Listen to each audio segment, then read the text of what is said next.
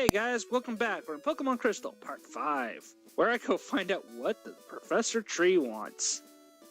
And what that cliffhanger ending was all about. You give me too much credit. Gotta give you credit somewhere. And he gives us an egg! Yay, time to eat. And you have to grab this egg. The game will not let you continue until you come and get it. Eggs hatch after a set amount of steps. And, well, that's depends pretty on much... the Pokemon side, depends on what it belongs to. Various blah, blah, blah, blah. Just walk around and it hatches eventually. That's all you need to know. Luckily, future generations, particularly Gen 3, when they introduce Pokemon abilities, hatching eggs becomes a lot less tedious. Like, if a Pokemon knows, like, Flame Body or Magma Armor, it'll cut down the amount of steps you need to walk to hatch an egg in half. So, really, really nice to have. Another reason why I love my Litwick so much in Gen 5. Yes. Oh, go back and talk to that person past me. This guy will always give you, what was it? Yes, Miracle Seed, that's it! It'll power up grass-type moves by 20% if you're holding it. Unfortunately, I never planned to get a grass-type Pokemon in this game because literally the only other grass-type you can get besides the starter is Hoppip, and no, I'm not doing that. And Bellsprout, but he's not pure. Oh, when I say not available, I mean for what I'm doing. I'm trying to use pure Gen 2 Pokemon. No, you're not going to see me use any Gen 1 Pokemon.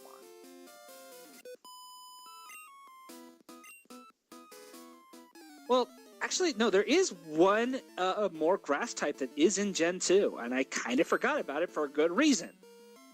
Can you take a guess on what that is, guys? Think hard about this. It's possibly the most useless grass type ever. Oh. Yeah. That one. Lighteagle, any guesses? Nope. Sunkern. And Sunflora. Yeah, it is bad. I wouldn't recommend it for anyone. You wouldn't even recommend it to your worst enemy just to troll them. Nope. I'm more... I like a challenge. So, if you're not getting anything from Generation 1, then you are not getting the Zubat. No, I'm not getting a Zubat.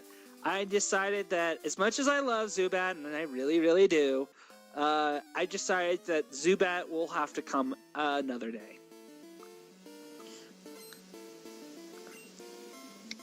But I do end up getting... I do plan on getting a flying type. So I'll leave that to you guys to figure out to what flying type I want to get. Gen 2 flying type, let's see. Is a... Mantine? Nope. Is it Whirlybird? Oh wait, Gen 2. 20 points if you can guess what Whirlybird is.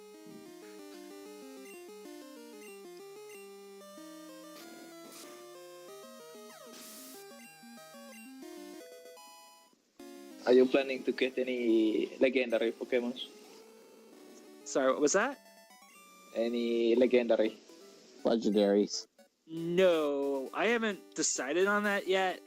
I might just I might just go after the legendaries that are findable and not like the roaming legendaries, because I hate hunting down roaming legendaries. I really, really hate hunting down the roaming legendaries.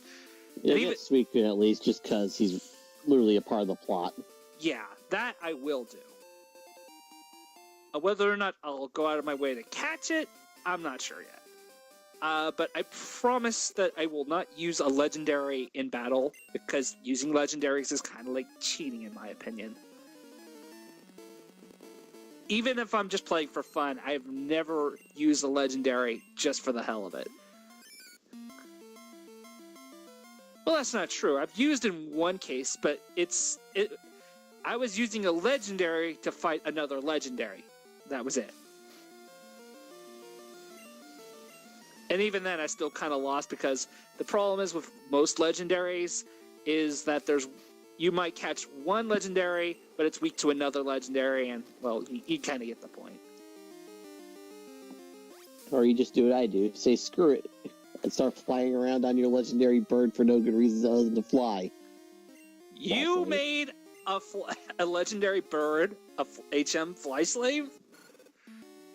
Well, I was like, let's see, Gen 1. Okay, if it was at least freaking Articuno, I would understand. It was Articuno. Okay, good. All I knew was Blizzard and Ice Beam. Yeah. And something else, I don't remember. Out of all the 3 legendary birds, Zapdos is superior. And even then, legendaries get better than those 3. Particularly Mewtwo. Because let's face it, Mewtwo is broken as hell. And you wouldn't want to know what I accidentally did to my Mewtwo at one point. Oh yeah, that guy wants to sell us a slowpoke tail. You honestly think slowpoke tails would be tasty? No. I don't know. Probably make you stupid or just chewing on it. Seriously, I take it like some kind of drug. That's an interesting thought. Literally, Slowpoke is defined in the Pokedex as the dopey Pokemon. So, is eating its tail the equivalent of smoking dope? Don't smoke the slowpoke tails. Don't smoke the poke. I can already see the crappy TV commercials telling us not to do drugs with that line. Yes, and you noticed there, I got an old rod.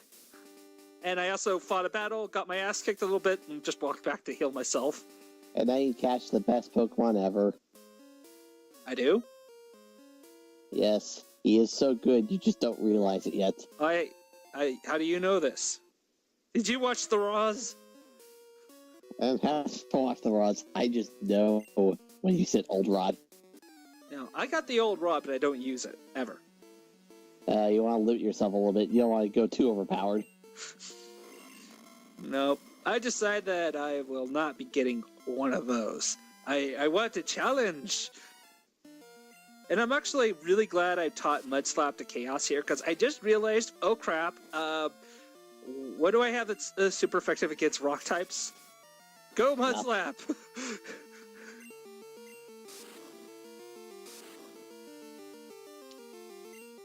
Has anybody here actually used an Onyx before? I used it in Generation 1. I remember it being somewhat fast, despite its size. And I just... rock types for me, I never really got into until Gen 4, where they started learning some really, really good stuff. The special physical split really helped rock and ground types out. And then I brought my Lucario out and used Aura Sphere. And then for 3 generations, fighting types were broken. If you had a Lucario in Gen 4, you had no challenge. It was just too good.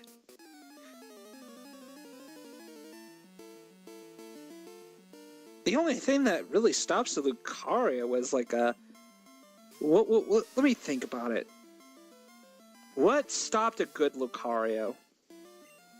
Earthquake, Flamethrower, Close Combat, Fire Blast. Well, I guess essentially what you need is you need a Pokemon that's faster than a Lucario, and then being able to kill it in one hit with its weakness. Because Lucario's defenses aren't that really good. It's just, it's fast, it hits hard, it's got decent HP, so even if it gets hit by an attack that's resist, it'll live a long time, so...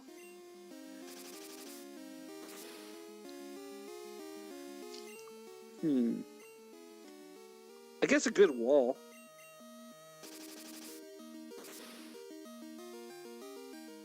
What the hell was that one steel...